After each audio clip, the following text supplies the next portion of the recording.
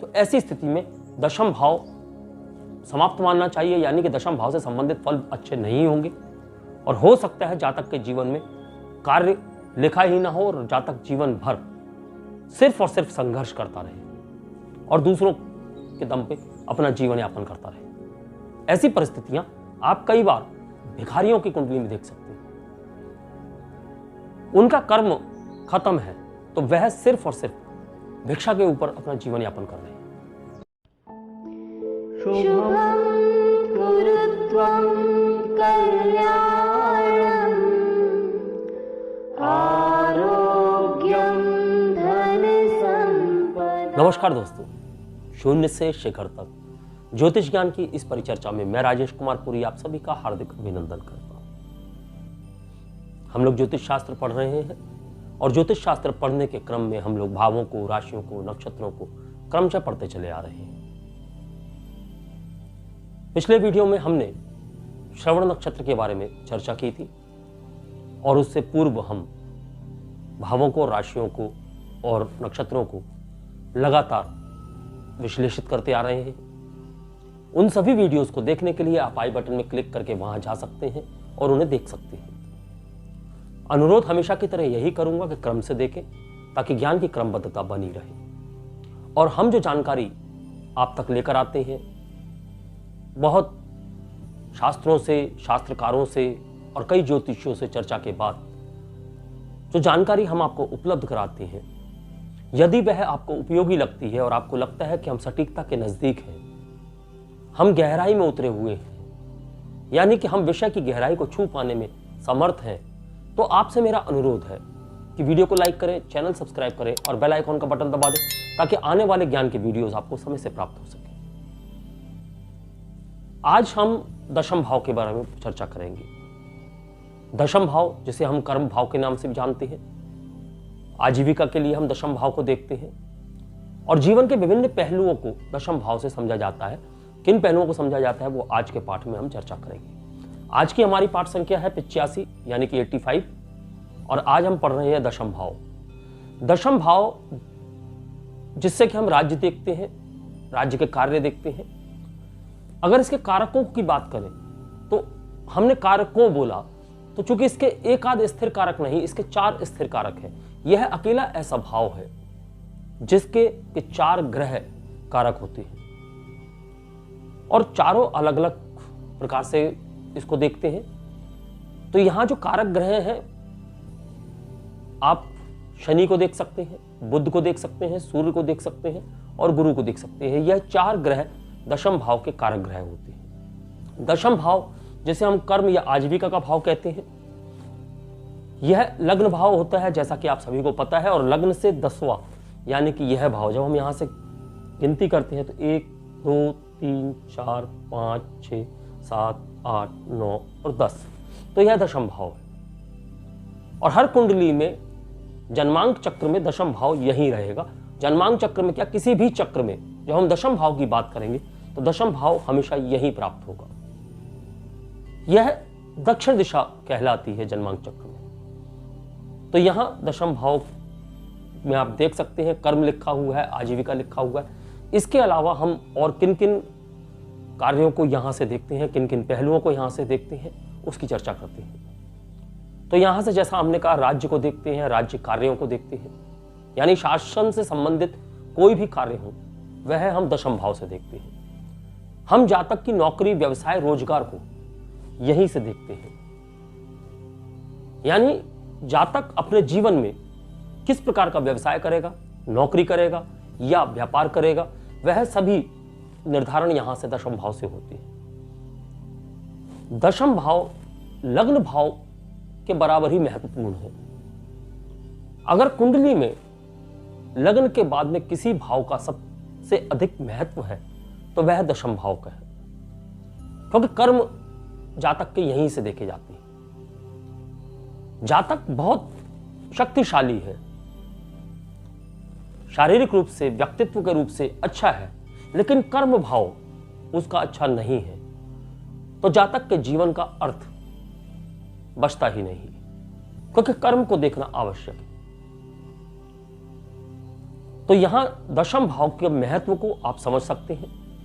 तो जैसा हमने कहा, इससे हम रोजगार की बात करते हैं, यहां से यज्ञ की बात होती है, धार्मिक यात्राओं की बात होती है। धर्म का स्थान यह है भाग्य भाव, नवम भाव, तो यहां से धार्मिक यात्राओं की बात होती है।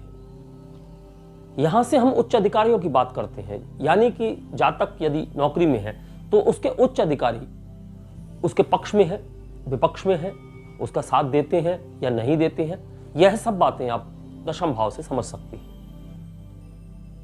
और दशम भाव से आप यंत्र की बात कर सकते हैं, मंत्र की बात कर सकते हैं, सम्मान की बात कर सकते हैं। जातक को मिलने वाला सम्मान, ख्याति, गौरव, वह दशम भाव से देखा जाता है। दशम भाव से ही आज्ञा की बात करते हैं, दशम भाव से पुण्य की बात करते हैं। चूंकि हमने कहा यह भाग्य भाव है, इसे धर्म भाव कहा जाता है, तो धर्म का धन पुण्य होता है, तो यह पुण्य भाव भी है। यहां से हम पुण्य की बात कर सकते हैं। यहां से हम जातक के जीवन में किस प्रकार के कार्य करेगा, किस प्रकार के कार्यों में वह व्यवसायों में संलिप्त होगा, वह सभी हम दशम भाव से देखते हैं। दशम भाव के बल को समझने के लिए हम अन्य भावों की तरह ही यहां भी समझेंगे, यानी कि सबसे पहले हम भाव के बल को देखेंगे।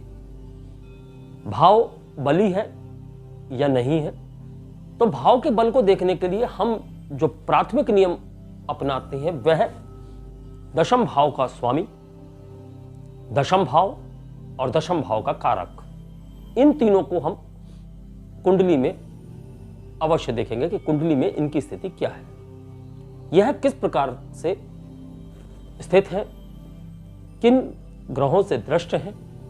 यह सारी बातें हम यहां समझेंगे, तभी हम दशम भाव के बारे में कोई भी प्रेडिक्शन करेंगे या फलित करेंगे। यानी दशम भाव का स्वामी, आपकी कुंडली मान लीजिए कि मिथुन लग्न की है, तो मिथुन लग्न की कुंडली में दशम भाव, तो यहां 3 अंक लिखा होगा, तो 3, 4, 5, 6, 7, 8, 9, 10, 11, 12, यानी दशम भाव का स्वामी गुरु होगा, क्योंकि यहां मीन राशि आती है। तो हम यहां पहले तो भाव को देखेंगे कि भाव किन ग्रहों से युत है, फिर भाव को यह देखेंगे कि किन ग्रहों से दृष्ट है, फिर भाव शुभ कर्तरी में है या पाप कर्तरी में है। शुभ कर्तरी और पाप कर्तरी हम पहले भी समझा चुके हैं। यदि भाव के दोनों ओर शुभ ग्रह हों, यानी कि 11वें भाव में और 9वें भाव में कोई शुभ ग्रह बैठे हों, तो यह भाव शुभ कर्तरी में कहलाएगा। और यदि इसके दोनों ओर पाप ग्रह बैठे हों, 9वें भाव में और 11वें भाव में, तो यह भाव पाप कर्तरी में कहलाएगा। तो यहां इस भाव का स्वामी गुरु बनता है, तो हम गुरु की स्थिति को कुंडली में देखेंगे। फिर यह देखेंगे कि गुरु कहीं शुभ कर्तरी में या पाप कर्तरी में, जैसा भी हो वह देखा जाएगा। यानी कि यदि शुभ कर्तरी में है तो शुभ फल की बात करेंगे, यदि पाप कर्तरी में तो हम उनके अशुभ फलों की बात कर सकते हैं। साथ ही साथ फिर हम किन ग्रहों की दृष्टियां भाव पर और स्वामी पर पड़ रही हैं, किन ग्रहों के साथ वह युत है, वह सब चीजें हम देखने के बाद हम भाव के बल को समझेंगे। यदि भाव का स्वामी केंद्र में स्थित हो, यानी दशम भाव का स्वामी केंद्र में ही स्थित है। अब यहां का स्वामी हमने अभी गुरु देखा है, तो गुरु यदि केंद्र में स्थित होगा तो उसके ऊपर केंद्राधिपत्य दोष भी लग सकता है। तो ऐसी स्थिति में यदि यह दोष लगता है, तब भी हम थोड़े से निम्न फलों की बात कर सकते हैं। अब गुरु यदि वक्री हो जाए या उसके साथ अन्य ग्रह युत हो जाएं, तो वह इस दोष से मुक्त हो जाता है। तो ऐसी स्थिति में भी हम अच्छे फलों की बात कर सकते हैं, यानी कि भाव के बल की बात कर सकते हैं। फिर हमको यह देखना होगा किसी भी आजीविका को निर्धारण करने के लिए कि कर्म भाव में कौन सा ग्रह स्थित है। यदि यहां हम सूर्य की बात करते हैं, तो सूर्य सबसे उत्तम फल देता है। यहां उत्तम फल देने का मतलब है कि यहां उच्च पद की बात कर सकते हैं, शासकीय सेवाओं की बात कर सकते हैं। हम यहां जातक के चिकित्सा क्षेत्र में डॉक्टर होने की यानी चिकित्सक होने की बात कर सकते हैं। और सिर्फ हम यहाँ पर केवल एलोपैथिक डॉक्टर की बात नहीं करेंगे, हम यहाँ वैद्यक की बात भी करते हैं। आयुर्वेदिक डॉक्टर हो सकते हैं, होम्योपैथिक डॉक्टर हो सकते हैं। किसी भी प्रकार के चिकित्सा क्षेत्र में वह उच्च पद पर हो सकते हैं। तो यहां सूर्य यदि आता है, तो सूर्य यदि यहां पर स्थित है तो हम उच्च अधिकारियों से फेवर की बात कर सकते हैं, यानी उच्च अधिकारी आपका साथ देंगे, ऐसी हम बात कर सकते हैं। लेकिन साथ ही साथ शुभ भावों का स्वामी होकर अगर यहां बैठता है तो जातक नैतिक मूल्यों के ऊपर अपनी नौकरी करता है, यानी कि उसके नैतिक मूल्यों की हानि नहीं होती है। लेकिन यदि अशुभ भावों का स्वामी होकर यहां पर बैठता है तो जातक के अंदर चापलूसी पसंद की आदत हो जाती है, यानी जातक चापलूसी पसंद होंगे, उन्हें चापलूसी पसंद होगी, लोग उनकी चापलूसी करें, और ऐसी स्थिति में जातक को बदनामी का सामना भी करना पड़ सकता है। यदि सूर्य 6, 8, 12 के स्वामी होकर यहां बैठते हैं तो हम इस प्रकार की बातें समझ सकते हैं। अब यदि चंद्र की बात करें, चंद्र यहां आएगा तो जातक जल से संबंधित कार्य कर सकते हैं, स्त्रियों से संबंधित कार्य कर सकते हैं, यानी ऐसे कार्य जिनमें स्त्रियों का इन्वॉल्वमेंट हो या स्त्रियों के लिए जो कार्य किए जाते हो, हम उन कार्यों की बात कर सकते हैं। चंद्र व्यापार का कारक है, तो हम यहां इस बात को समझ सकते हैं कि चंद्र यदि यहां है तो जातक अधिकतर व्यापार में ही देखे जा सकते हैं। लेकिन यदि हम सेवाओं की बात करेंगे, यानी अगर नौकरी की बात करते हैं, तो नौकरी के लिए चंद्र यदि यहां बैठता है तो जातक सेवा भाव के कार्यों में हो सकता है।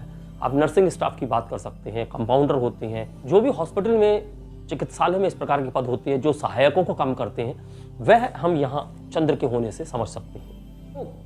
पब्लिक कमोडिटीज होती हैं, यानी कि किराने की बात कर सकते हैं, परचून की बात कर सकते हैं, ऐसी वस्तुएं जो आमतौर पर जनता को आवश्यकता होती है। क्योंकि चंद्र जनता के लिए भी कार्य करता है, तो हम यहाँ जनता से संबंधित कार्य करने का भी श्रेय चंद्रमा को देते हैं। यानी चंद्रमा यदि यहाँ है तो जातक जनता के लिए कार्य करने वाला हो सकता है, जनप्रतिनिधि हो सकता है। चंद्र के यहाँ होने से हम जातक के डेयरी से संबंधित कार्यों को समझ सकते हैं, जल से संबंधित कार्यों को समझ सकते हैं, यदि चंद्र यहाँ है तो। अब यही चंद्र यदि अशुभ होकर यहां बैठता है तो इन कार्यों में हानि की बात समझ सकते हैं। हम अशुभता की बात सबसे अंत में करेंगे। पहले हम सारे ग्रहों को यहां पर रखकर देख लेते हैं कि कौन सा ग्रह यहां पर किस प्रकार की आजीविका दे सकता है।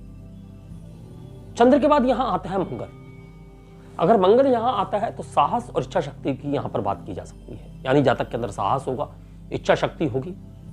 और यदि ऐसी परिस्थितियों में तृतीय भाव की दृष्टि, यानी तृतीय भाव के स्वामी की दृष्टि इस भाव पर पड़ जाती है, यानी मंगल पर, तो जातक सेना में और पुलिस में, यानी वर्दी की नौकरी में बहुत उच्च पदस्थ हो सकता है। हम यहां छोटे पदों की बात नहीं करेंगे, मध्यम पदों की बात नहीं करेंगे, हम उच्च पद की बात करेंगे यदि मंगल यहां पर स्थित है तो। अब मंगल की यहां पर उच्च राशि होती है कहां? कालपुरुष की कुंडली, यानी कालपुरुष की कुंडली मेष लग्न से प्रारंभ होती है और यहां पर दशम राशि मकर राशि होती है और मकर मंगल की उच्च राशि है। तो मकर यहां अगर बैठता है तो हम कालपुरुष की कुंडली के अनुसार यहां उसको उच्च का मान सकते हैं, क्योंकि यहां फल उसके उच्च वाले ही मिलने वाले हैं। तो यहां मंगल के होने से जातक को आप फाइनेंस के सेक्टर में देख सकते हैं, यानी कि आप चार्टर्ड अकाउंटेंट्स जैसी बड़ी पोस्टों पर बात करें वहां देख सकते हैं, बड़े बड़े बैंक मैनेजरों की बात कर सकते हैं आप। यहां मंगल मशीनरी की बात कर सकते हैं, मशीनरी के क्षेत्रों में जातक को देखा जा सकता है। मंगल के यहां होने से जातक का अपने परिवार के प्रति सेवा भाव बहुत अधिक होता है। जातक अपने परिवार की सेवा करता है और ना सिर्फ परिवार की, सभी की सेवा करने का भाव उसके अंदर होता ही होता है। अब हम बात करते हैं बुध की।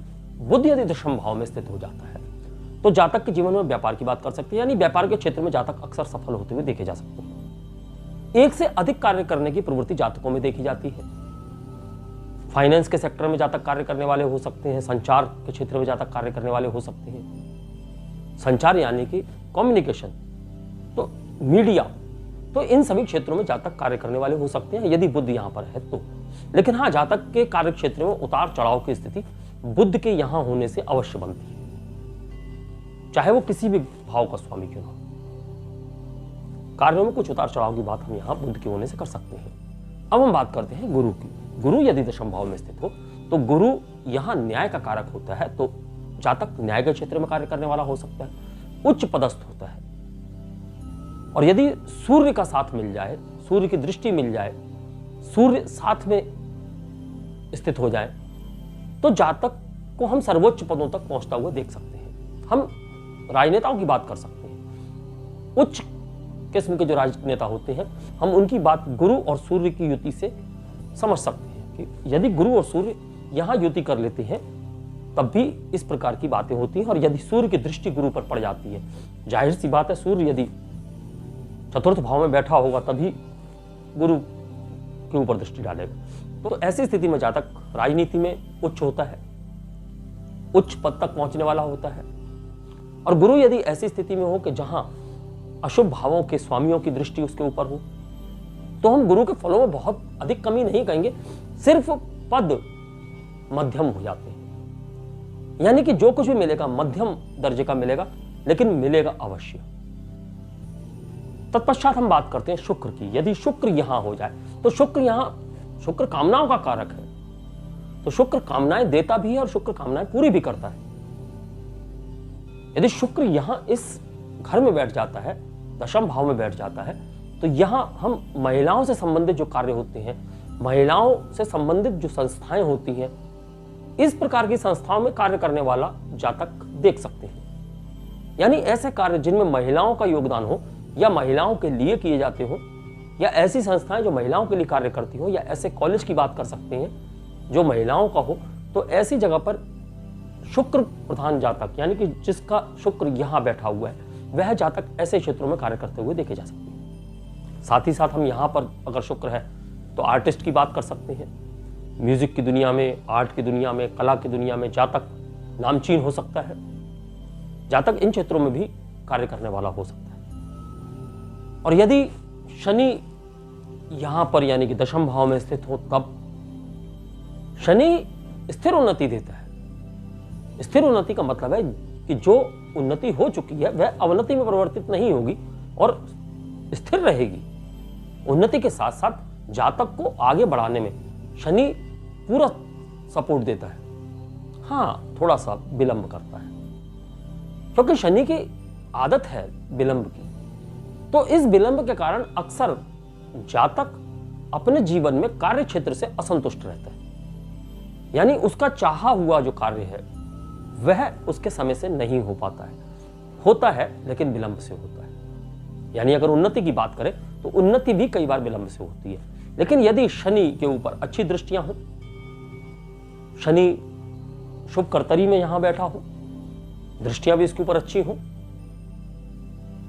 तो हम ये कह सकते हैं कि जातक को जीवन में उन्नति भी समय से प्राप्त हो सकती है। लेकिन शनि यदि अशुभ भावों का स्वामी होकर यहां बैठता है, अब हम सारे ग्रहों की अगर एक साथ बात करें कि कोई भी ग्रह यदि अशुभ भावों का स्वामी होकर यहां बैठता है तो उसके फलों में आप कमी देख सकते हैं। चाहे वो सूर्य हो, चंद्र हो, मंगल हो, बुध हो, गुरु हो, शुक्र हो या शनि हो। अंततः हम राहु, यदि राहु कर्म स्थान में बैठ जाए तो जाहिर सी बात है केतु सुख स्थान में बैठेगा।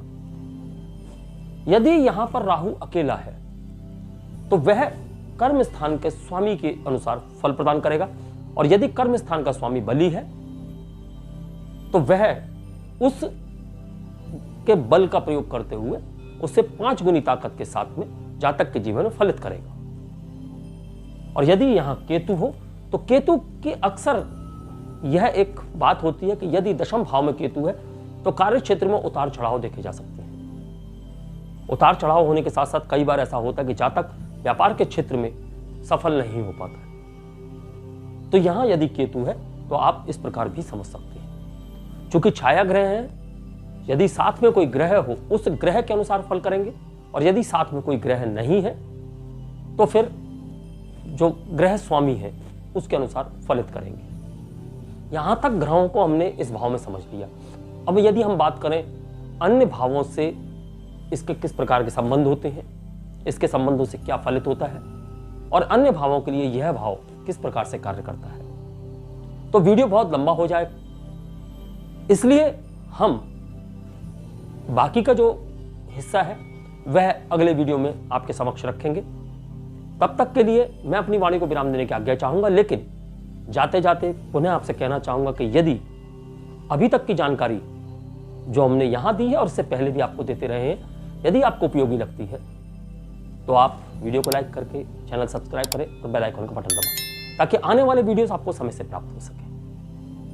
चलिए मिलते हैं आपसे इस भाव के अगले वीडियो में। तब तक के लिए नमस्कार, धन्यवाद। शुभं कुरु त्वं कल्याणं